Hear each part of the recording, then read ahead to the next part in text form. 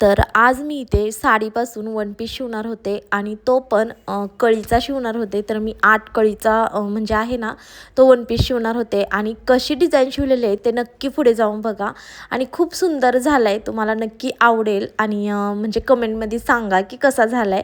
खूप सुंदर वाटत होता आणि मी तुम्हाला दाखवणारच आहे। आणि हा वन पीस माझ्या साडीचा आणि माझ्या मुलीसाठी आहे, तर तिलाच मी शिवलेला आहे, तर नक्की बघा। आणि खूप दिवसातून मी असा म्हणजे वन पीस शिवलाय आणि केक शिवलेला आहे, तो पण मी तुम्हाला नंतर दाखवेलच।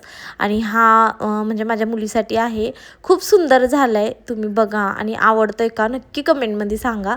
तर बघूया आपण कसं झालंय ते।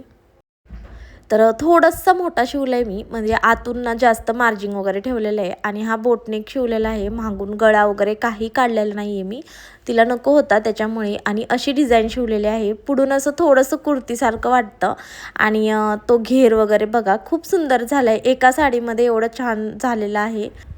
तुम्हाला हा ब्लॉग कसा वाटला कमेंटमध्ये नक्की सांगा। तोपर्यंत बाय बाय।